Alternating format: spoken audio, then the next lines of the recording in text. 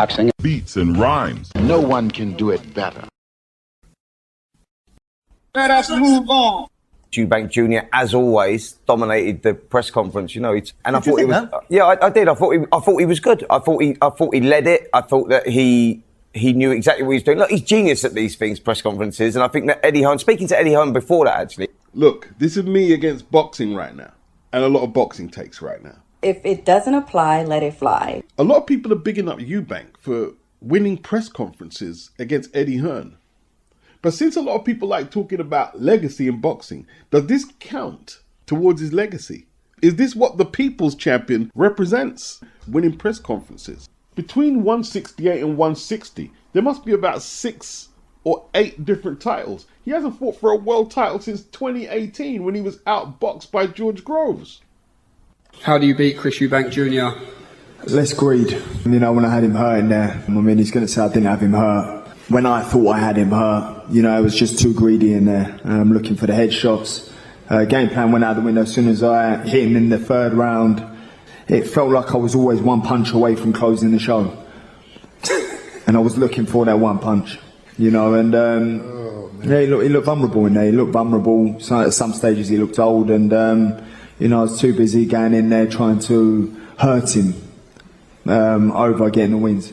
What makes you laugh, Chris, when you hear that?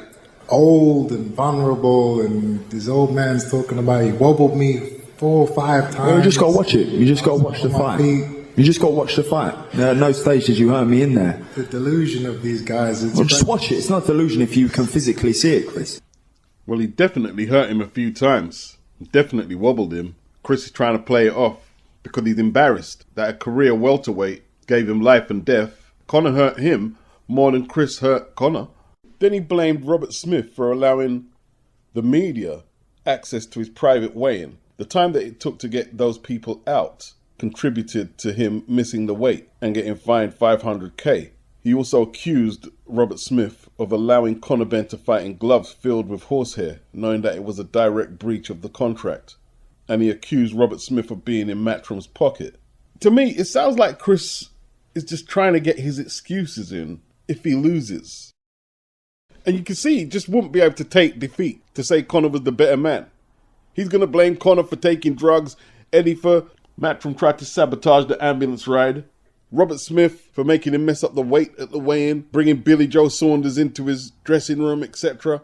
But to me, if he is that paranoid, if Eddie or Robert Smith ever had the incentive to do some skullduggery to ensure he lost, you might think they'd have cause to now. I'm not saying they are going to do anything dastardly or anything like that, but it's not clever to me. I mean, is he just trying to create enemies who could potentially sabotage him? You know, slip a little Mickey in his ped test, or if it goes to the scorecards, someone might call in a favor and it all goes pear-shaped. Hey, it could happen. You create enough enemies for yourself in boxing. I mean, I can understand him going after Eddie. Well, I don't really. It doesn't really make sense. He's fighting Conor. But still, would you go after the secretary of the British Boxing Board of Control before your big fight that the British Boxing Board of Control are sanctioning? And he's obviously stung by all the fines he incurred for missing the weight, the sauna video, slapping Conor with the egg. He's infuriated by the amount of fines he had to pay out. He was asking Robert Smith where all the money goes. Now, according to Dominic Ingle, if you go to Company's house, you can find out all that, where the money goes, how much money in fines they've received, I'm guessing for the tax year, and where it all goes.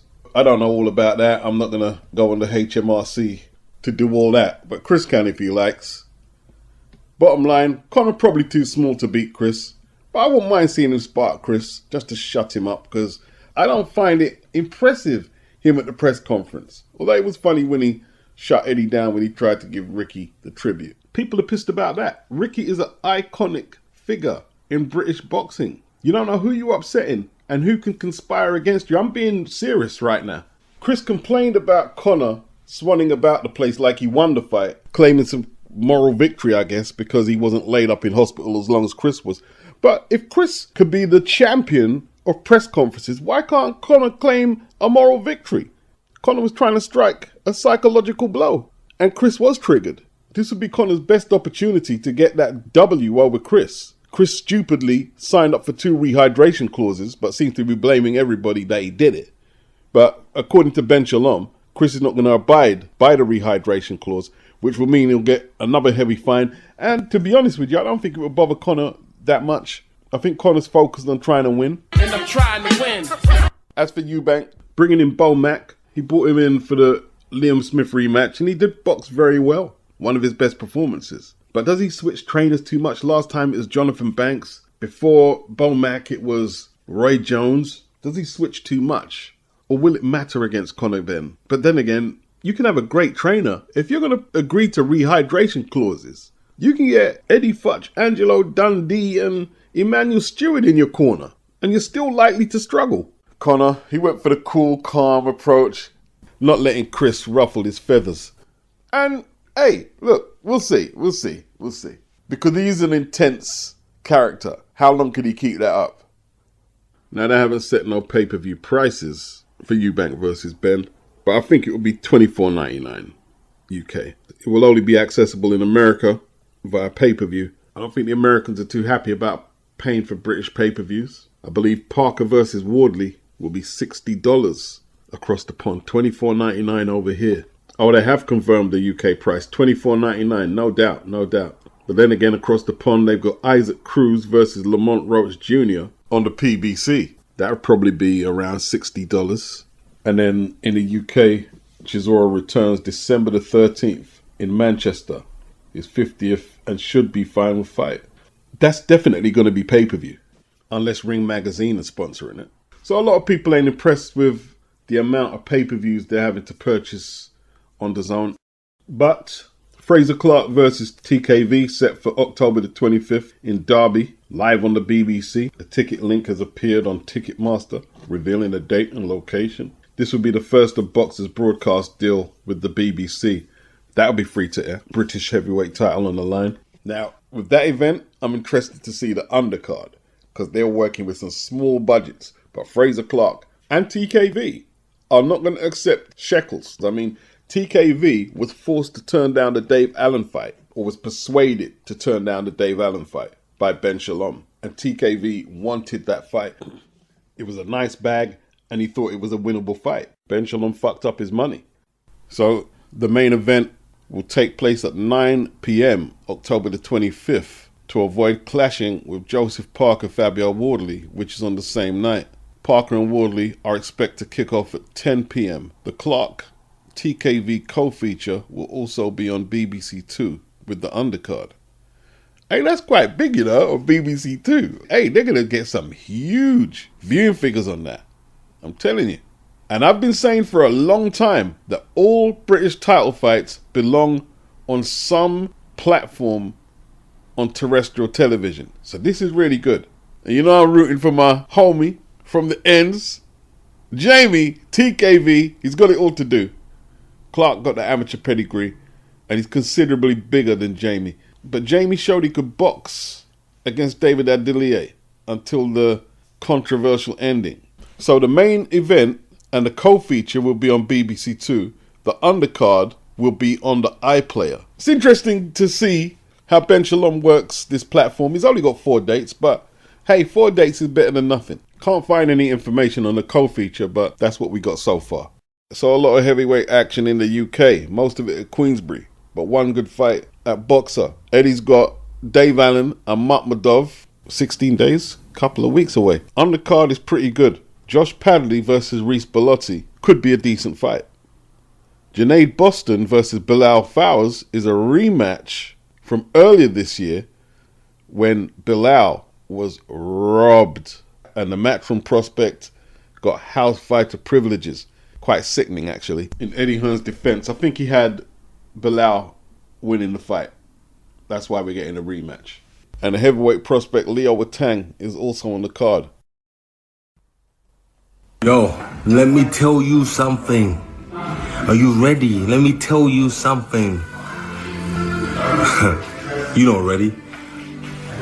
We are going back to Manchester, 13th of December, road to 50, shut down. Do you understand? So book your hotels, book your restaurants. Me and Queensbury, we are coming to shut it down in Manchester, 13th of December. Opponent will be announced soon. I had one, but the big boss took him, so you can't really argue when the big boss said what he wants. So it happened. So, but Road to 50 in Manchester shut down. Last Dance 2 happening in Manchester. Whoa! So this is supposed to be Del Boy's farewell on December the 13th. But it's going to be in Manchester. Wasn't the fight against Otto Wallin supposed to be the UK farewell, and we was expecting he was going to have the last fight in Saudi or maybe the States? I think a lot of people would be more interested in the chief support, and that's Moses Itauma. His opponent will not be the caliber of opponent that fans are expecting. After the 2-minute Dillian White massacre, they have high expectations, and understandably, how low below top 10 are they going to go? How low can you go? And Frank Warren has got his work cut out, because Moses is the hottest heavyweight prospect in the game right now. And if his opponent doesn't meet the fan expectation, and Derek is likely not fighting a killer either, there could be a backlash putting this on pay-per-view. I don't know how well it's going to go down. Them heavyweights are expensive gravy. Yeah. They're high maintenance in terms of how much money you have to pay them. And Frank's got a whole lot of them. And he's looking to put all the heavyweight fights on pay-per-view. Now, maybe if he matched Derek against Moses, we might have something there. But we're still awaiting the announcement of Derek's opponent. There's going to be a lot of people like me, even though we're waiting for the opponents to be named. It's not going to make a difference anyway. We're going to buy the pay-per-view. And they know this. They know this. Then you know this, man. So they're speculating who Moses Itauma could fight online. Big up everything boxing. Somebody said Ordney Harrison. Another said either a Jagba Bacoli or Hunter. Somebody said Wilder. Somebody said Ajit. Somebody said Hrgovic. Hrgovic was offered the fight. He turned it down. I don't know if his cuts healed or priced himself out, like Frank said. And Zhang. Zhang would be an interesting proposition. They are talking about F.A. Ajagba. Frank Sanchez was mentioned, but F.A. Ajagba has been mentioned. Spencer Oliver, who knows Derek pretty well, he couldn't kind of contain his excitement when he was mentioning Ajagba. Didn't Ajagba withdraw from the Eliminator with Frank Sanchez? I can't remember the reason. Did he have a sick note? Or did he duck the smoke because Sanchez beat him previously just a couple of years back? And they were hyping up a Daniel Dubois-Derek Chisora fight on TalkSport. I like that. Is that pay-per-view worthy? Moses versus Ajagba and Daniel Dubois versus Derek Chisora. Maybe not in other territories, but I think the UK market will be able to work with that. Hey, I'm picking Chisora to beat Daniel if it happens. Can I ask you about the level of respect and credit and recognition that he gets? Do you think, Bomac, that he gets the recognition and the appreciation that his achievements merit? Definitely not. Definitely not. Why do you think that is? I think because of the simple fact that Terrence is his own man. He knows the path that he wants to go. And some of the boxing critics or some of the boxing people around boxing figure he should go this route or he should go that route. Or he's ducking the middleweights, welterweights, so he's ducking 140-pounder. No, he's not ducking them. He's just not available. It would be unfair to say that America neglected Terrence Bud Crawford, because a lot of them did realize what a talent he was. But Bob Arum, his promoter, he could have bought a house in Beverly Hills of all the money he spent on Bud, kept Manny Pacquiao away from him. Sections of the media didn't seem to take to Terrence Crawford. Then you got the black American demographic, who for what reason, I don't even want to look into, were very disrespectful to Bud Crawford, especially when it came to choosing one side against the other in his rivalry with Errol Spence. Pre-fight, the Spence demographic were very confident about what the result was going to be. Post-fight, Spence was still recovering from his Lambo tipping over, so we can't really count that. Big underdog against Canelo, and I asked in a poll, was it because Bud was too good, or was Canelo a little overrated? It's a bit of both, isn't it? All I can say is good to see him getting the accolades he deserves. whether you've got him pound for pound number 1, 2, or wherever. I'm thankful to Turki Al-Sheikh because Bud would have never got the opportunity for a career-defining fight against the likes of Canelo if he wasn't around. Crawford informed the WBA he has no intention of dropping back down to 154, and he's been stripped of that title, and Abbas Borat is now full champion. You know, thinking about Canelo, he'll go down as a great Mexican fighter, and a great fighter in general. The Benavidez fight that never happened though, I guess you could throw in the PED violation, are big asterisks to have on his resume, in all truth. What is left for Canelo? Who does he come back and fight if he doesn't fight Benavidez or Crawford to redeem himself, or Dimitri Bivol? He's never avenged any of his losses, like Amir Khan, or even tried to. Is that another red flag? Is that another asterisk? You know, I'm digging up in your boy's resume. You don't like it? We ask the hard questions here. Didn't Floyd the other day said he's entertaining the idea of having another pro fight? Maybe Canelo and Floyd could run that back.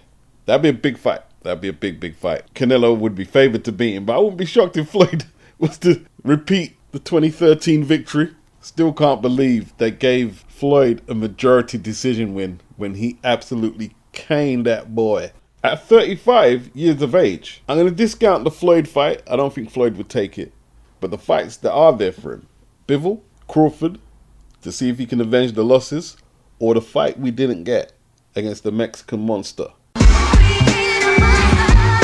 A monster mutilating mimics with much madness. Boxing. Beats and rhymes. No one can do it better.